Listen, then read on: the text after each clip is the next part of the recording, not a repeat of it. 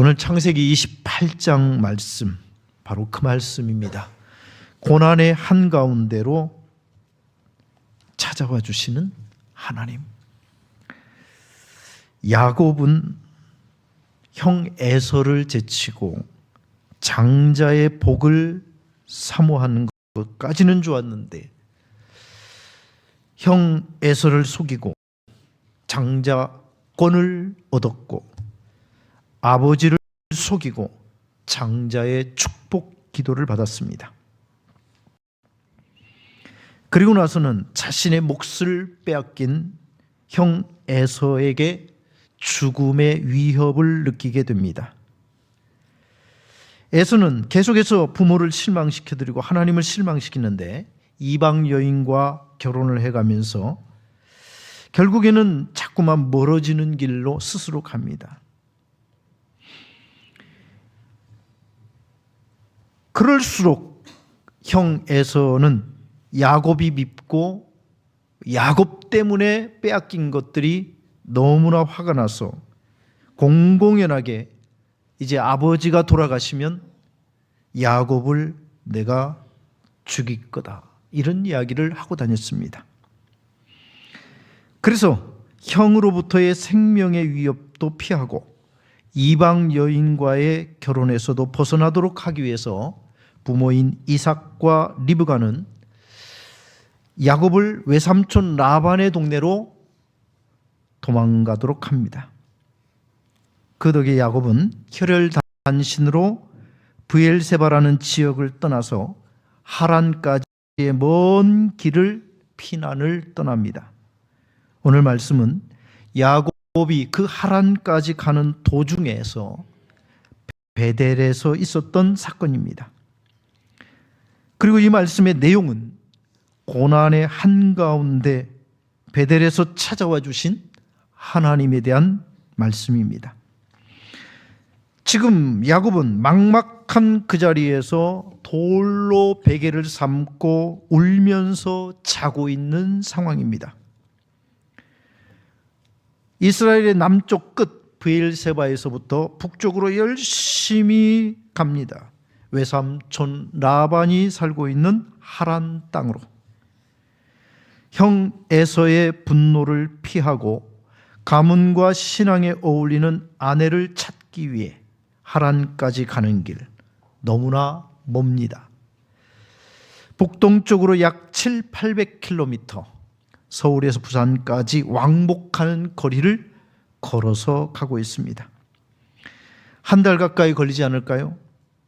야곱은 그 하란까지 가다가 브엘세바에서부터 약 100km 떨어진 베델이라는 곳에서 오늘 밤을 지내게 됐습니다. 서울에서 천안쯤 걸리는 이 거리, 며칠에 걸쳐서 다급하게 도망을 간 그 길에 외롭고 고단함이 찾아와 그 밤에 거기서 머물게 되는데, 11절 돌을 베개로 삼고 누워 자더라 그랬습니다. 아직 목적지 하란에까지 가려면 600-700km를 더 가야 하는 상황에서 노숙을 하게 된 겁니다. 한 번쯤 캠핑으로 그렇게 자보는 것은 낭만이겠지만, 갈 곳이 없어, 잘 곳이 없어 준비되지 않은 채 길거리에서 돌을 베개로 삼고 자야 하는 상황은 서러운 자리, 비참한 자리로 남게 되는 거죠. 우리 남자들에게 서러운 자리 그러면 사실 군대가 아닐까 싶습니다. 예전에 군대에 간 어느 아들을 둔 어머니한테 신방을 갔더니 그분이 그러더라고요. 며칠 전에 아들이 군대에서 편지를 보내왔습니다. 얼마나 눈물의 편지를 보내왔는지. 그래서 앞으로 나가면은 엄마한테 잘해야 되겠다, 뭐 이런 얘기를 써놨는데, 내가 남들한테 물어보니 돌아오는 대로 까먹더라. 그래서 이 편지를 내가 어떻게 영구 보관을 할지 모르겠다. 그런 얘기를 하더라고요. 왜 남자들이 군대에 가면 엄마 생각이 많이 날까요? 간단합니다. 누가 엄마처럼 응석을 받아주겠습니까? 엄마처럼 응석을 받아주면 인간이 안 됩니다. 훈련이 안 됩니다. 힘들면 쉬어라. 어려우면 좀 천천히 가라. 엄마야 당연히 그렇게 얘기하죠. 내 아들, 내 자녀가 안쓰러운 것을 어떻게 봅니까? 하지만 군대에서 누가 그렇게 해주겠습니까? 좀 힘든데요? 쉬어라? 어려운데요? 가지 마. 누가 그런 얘기를 하겠습니까? 그래서 남자들 모였다면 군대 얘기를 하는 이유가 거기서 서러움을 톡톡히 당하거든요. 옛날 군대, 그래서 우리 어른들이 다 경험한 그 군대, 냄새도 지질이 나는 재래식 화장실에서 눈물의 초코파이를 먹은 이야기들을 하는 그때의 서러움이 우리 인생의 가장 큰 서러움으로 남는 남자들이 그렇다면 우리 어머니 시대의 여성분들은 어떨까요? 편하게 엄마한테서 사랑받고 아빠한테 응석을 부리던 그 딸, 손에 물 한 번 제대로 안 묻혀보고 음식 솜씨가 어디 있습니까? 그런데 시집을 오고 난 다음부터는 설거지는 뭐 당연한 것이고 음식도 다 내당번이요. 거기까지는 그렇다 쳐도 명절에는 아무도 둘러보지 않는 그 상황에서 나 혼자 음식을 하고 설거지를 하고 참 서럽더라. 나도 내 집에서는 꽤 사랑받는 딸이었는데 그런 수고의 눈물을 많이 흘렸죠.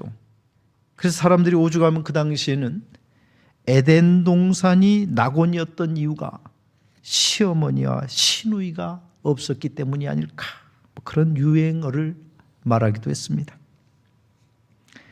오늘 야곱이 그렇습니다.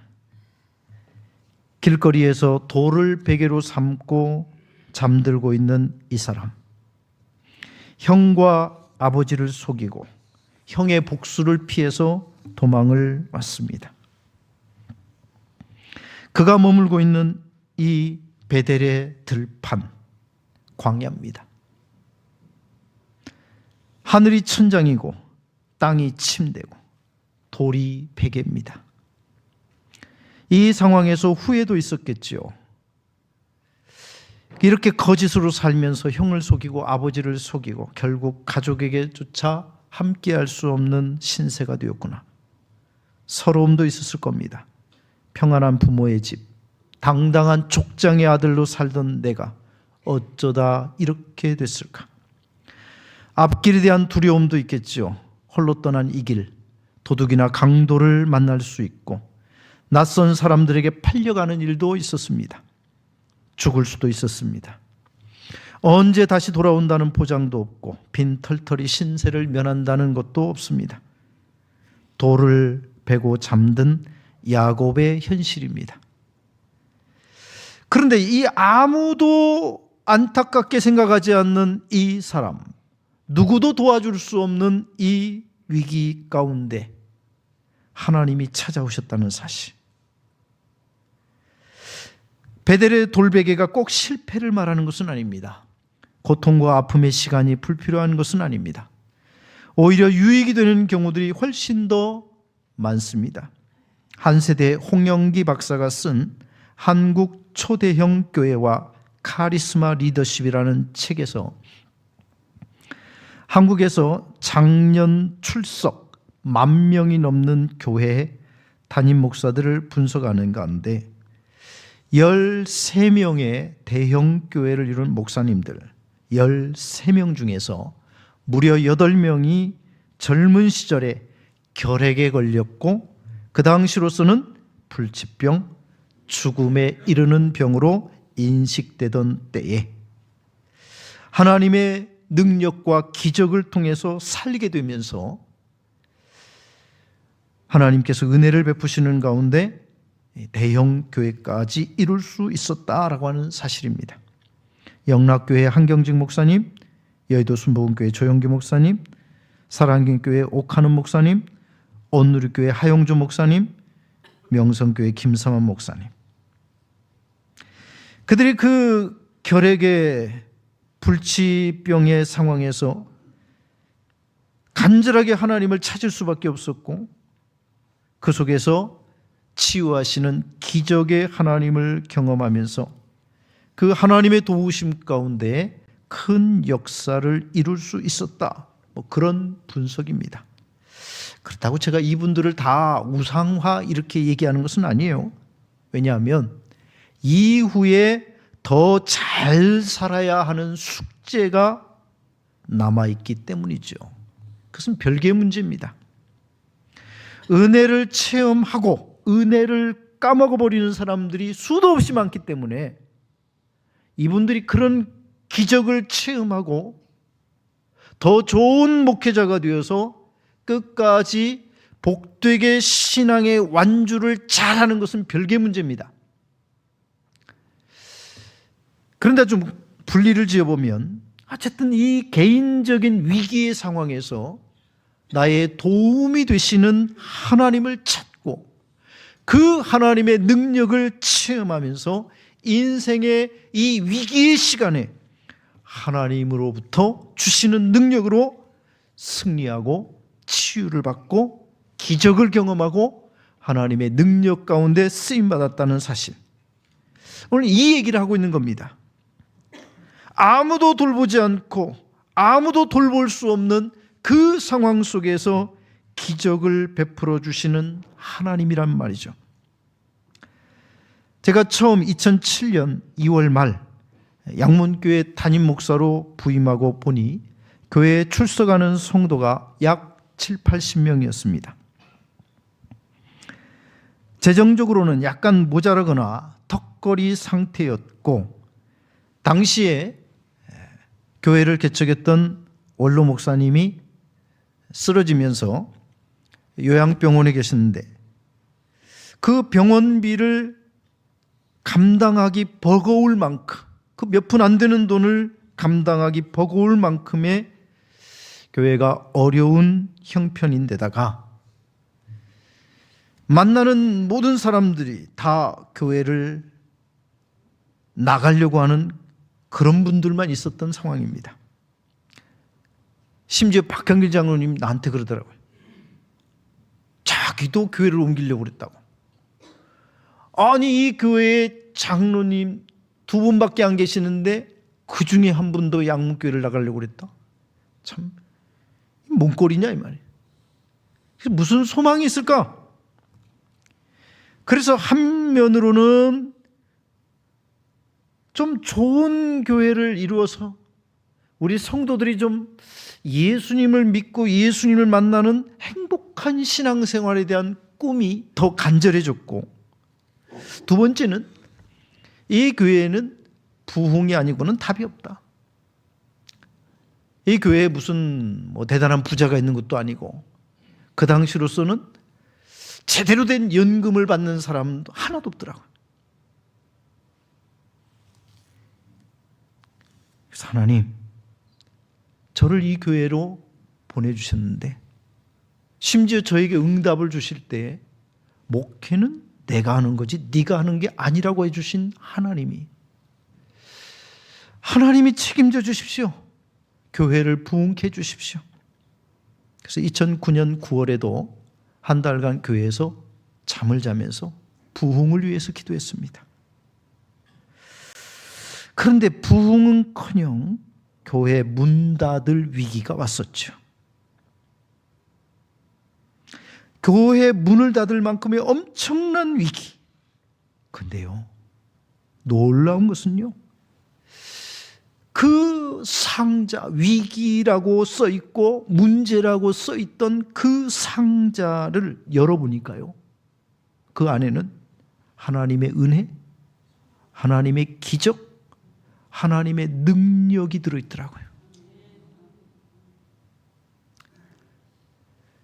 이거 신앙 역사더라 이 말이에요. 오늘 야곱 막막한 베델의 들판에서 돌을 베개로 삼고 잠들어 있습니다. 그런데 이 야곱에게 꿈속에 하나님께서 나타나 주셨어요. 찾아와 주셨습니다. 생각해 보면 그깟 인간 야곱 하나, 아니 지금 어디 있습니까? 찾으라고 해도 못 찾을 판이에요.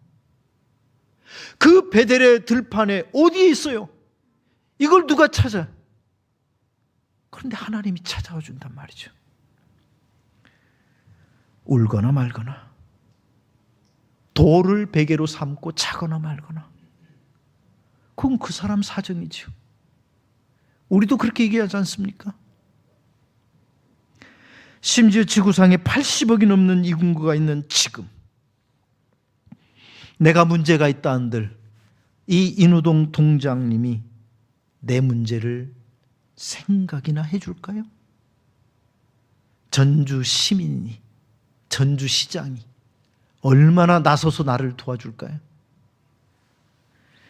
전 우주의 주인이신 하나님, 우리 인간 모두의 하나님이신 그분, 그가 이 낯선 땅에서 혼자 돌베개를 베고 처량하고 외롭고 두려운 가운데 잠들고 있는 이 사람에게 찾아와 주셨다는 사실. 심지어 오늘 본문 12절 말씀에는 꿈에 본즉 사닥다리가 땅 위에 있는데 그 꼭대기가 하늘에 닿았더라 그랬습니다. 왜 꿈속에 사닥다리를 보여줬을까요? 여러분, 사닥다리가 뭡니까? 낮은 곳과 높은 곳을 연결해주는 도구입니다. 이 낮은 곳에 있는 자에게 높은 곳에 계신 그가 주실 은혜의 연결 통로가 사닥다리입니다. 하늘의 도움이 가장 필요한 이 시간에 하나님은 이 야곱에게 사닥다리를 보여주셨습니다.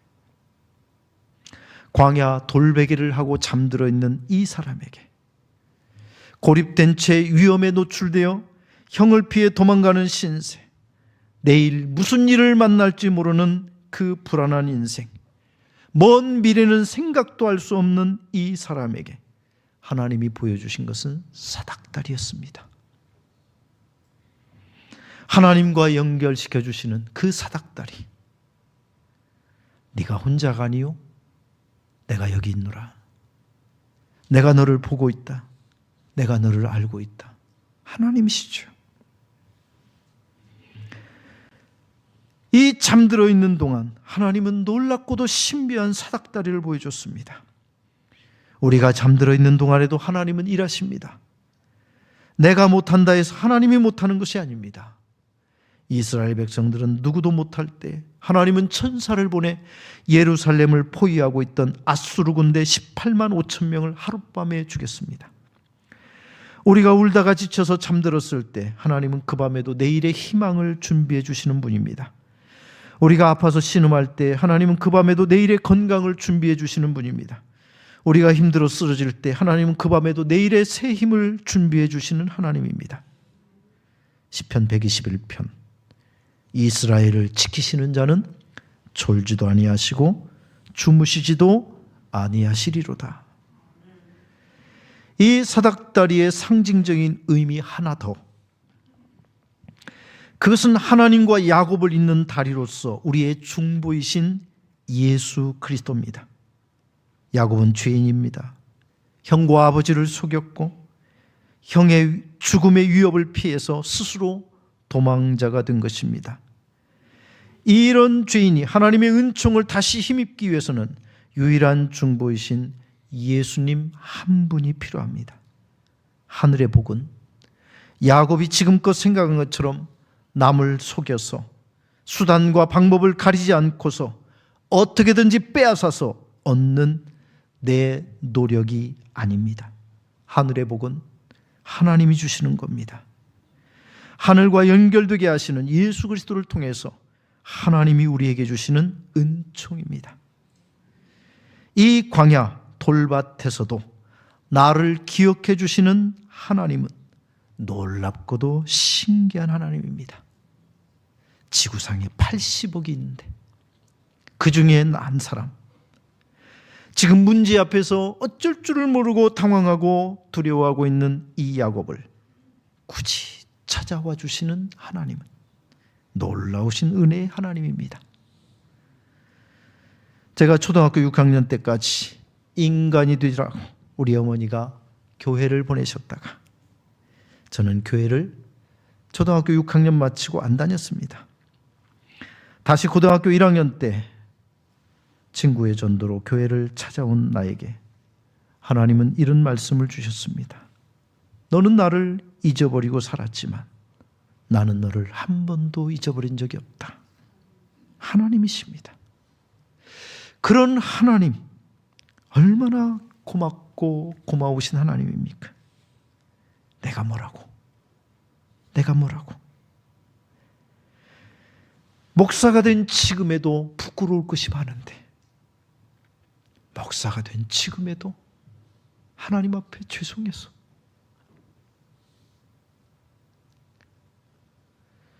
여러분 모르는 시간에 무릎을 꿇고 하나님 앞에 죄송함을 고백하고 회개할 때가 많은 인생인데 그런 나를 왜 찾아와 주시는 걸까? 왜 한 번도 잊어버린 적이 없다고 말씀해 주시는 걸까?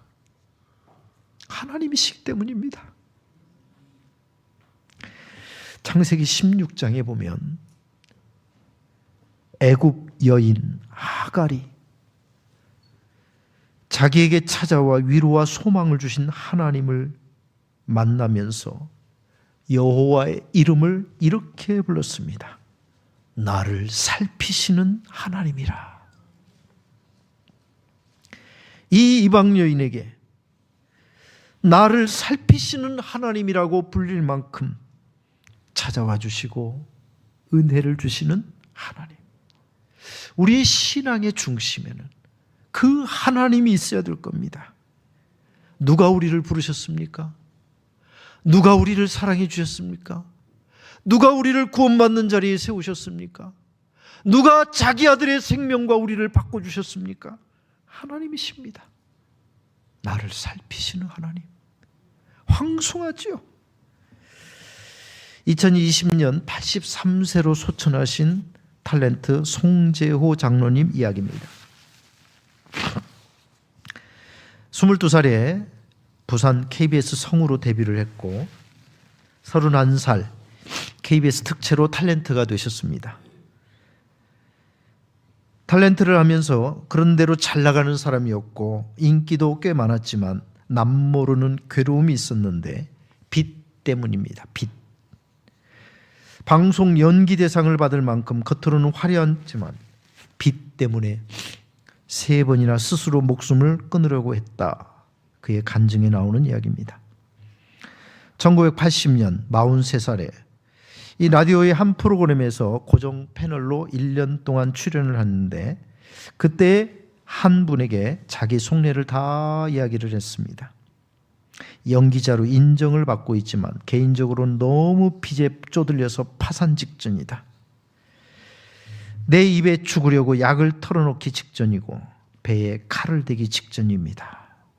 그런데 그분이 대뜸 하나님이 송 선생님을 무지하게 사랑하십니다 하더니 교회 나갑시다. 뒤통수를 맞은 느낌이었다. 열심히 미신을 섬기던 송재호 장로님. 내가 예수를 믿으면 그동안 내가 믿던 귀신들이 우리 집을 쑥대마트로 만드는 것은 아닌가. 걱정이 앞서고 밥맛이 없어지고 잠이 오지 않는, 그래서 사람들은 빨리 병원에 가보라고 다 권유하던 그때 일은 내게서가 아니라 아내 쪽에서 먼저 터졌다 알겠습니다. 아내가 자신보다 2주 전에 예수님을 믿은 겁니다. 도저히 일어날 수 없는 그 일. 왜냐하면 아내는 나보다 더 귀신을 잘 섬기던 사람이었기 때문이다.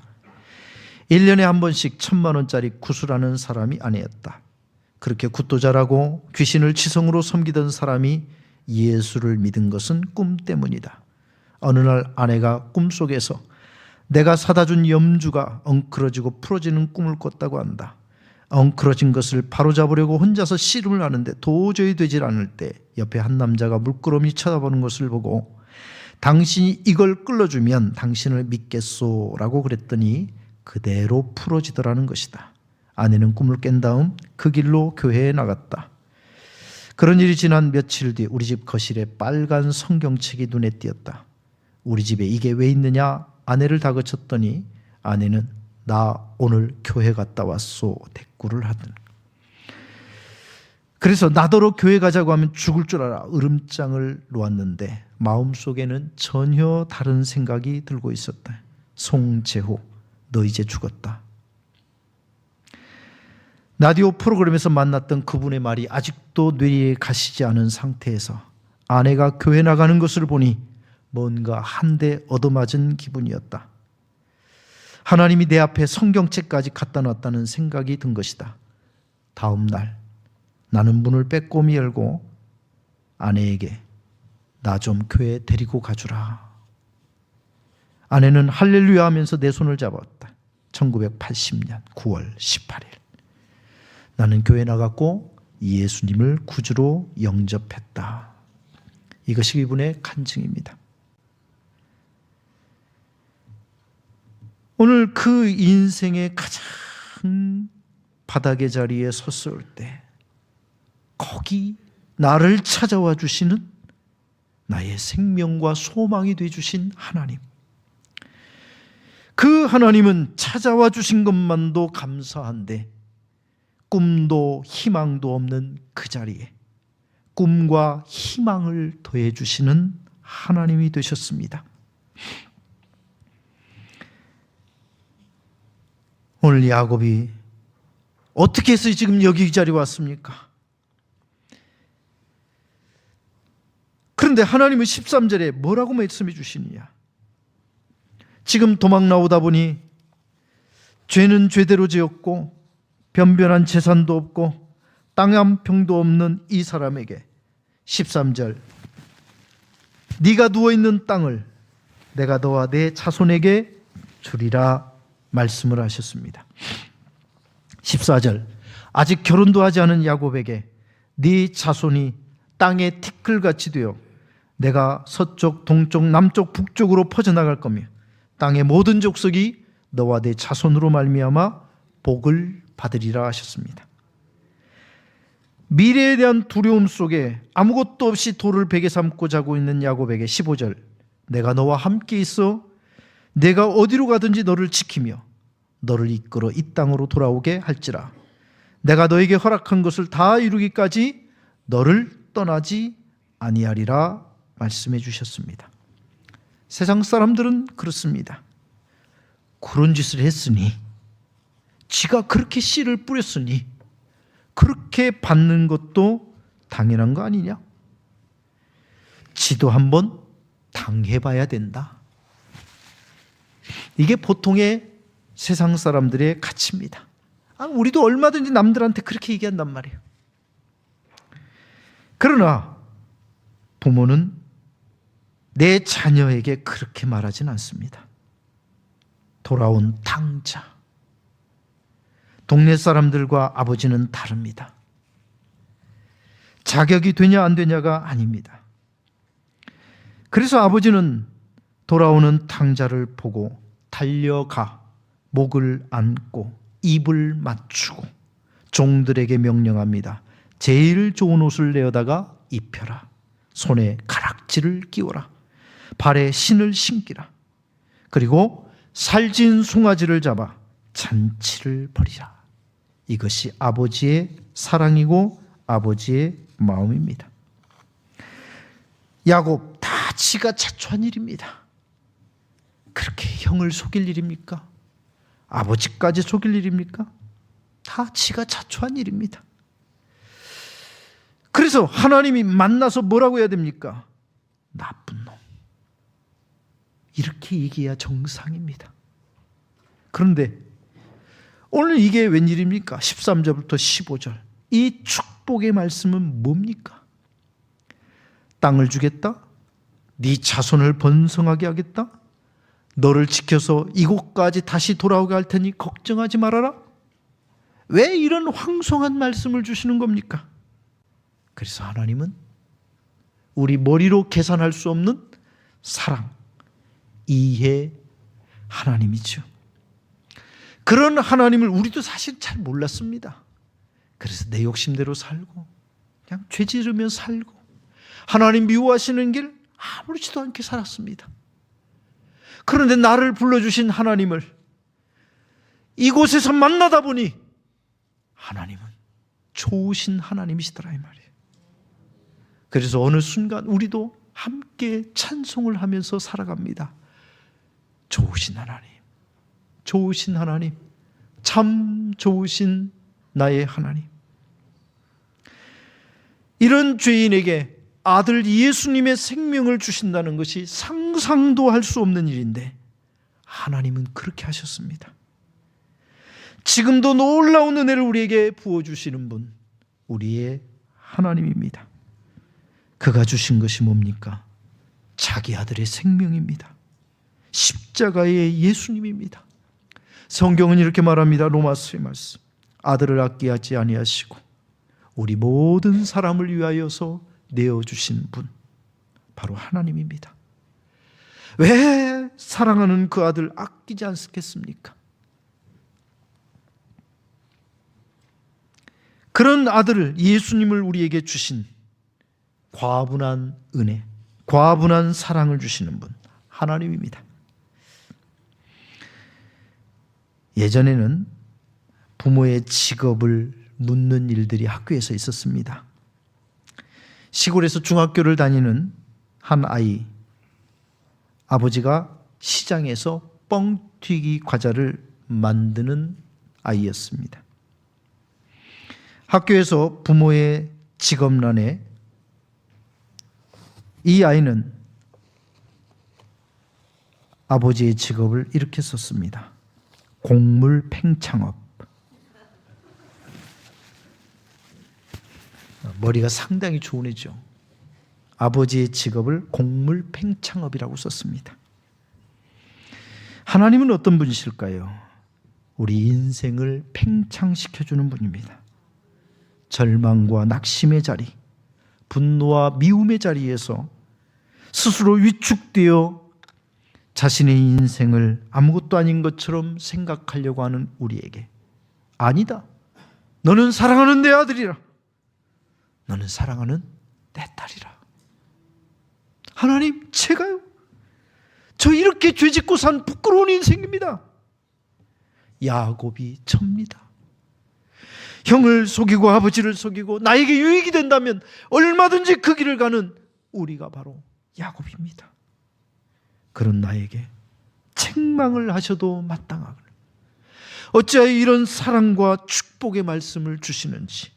내가 너와 함께하리라, 내가 너를 지키리라, 내가 너와 함께해서 너를 이 땅으로 다시 돌아오게 하리라. 여러분, 아니 이 땅으로 다시 돌아오게 할 것 같으면 뭐 하려고 보냅니까? 아니지요. 훈련이 필요하기 때문입니다. 군대 안 가면 좋지요. 근데 안 가면 사람이 됩니까? 갔다 와야 사람이 되지요. 그래서 갔다 와야 됩니다. 여기를 떠나야 됩니다. 그래서 아버지 집을 떠났고 베델에 하란에 가서 오랜 고된 시간을 보내고 성숙한 야곱이 돼서 돌아옵니다. 하나님의 훈련 프로그램이죠. 내가 너에게 허락한 것을 다 이루기까지 너를 떠나지 아니하리라. 너를 포기하지 않고 너를 지켜주겠다는 하나님의 말씀입니다. 여러분, 이 야곱은 자기를 지켜줄 울타리가 지금 하나도 없습니다. 혼자 떠도는 이 여행객은 강도의 타겟입니다. 그가 800km를 떠나서 하란 땅에 어떻게 갑니까? 하나님이 지켜주셨기 때문에 갑니다. 하나님이 지켜주셨기 때문에 거기서 외삼촌 라반의 집에서 20년을 지내고 옵니다. 하나님이 지켜주셨기 때문에 그가 다시 돌아옵니다.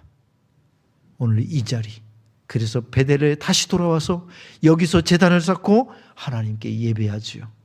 하나님이 오늘 이 약속의 말씀을 성실하게 지켜주셨기 때문입니다. 오늘 우리에게는 그 하나님이 있습니다. 야곱 가운데 찾아와 주신 하나님, 우리의 하나님이시죠.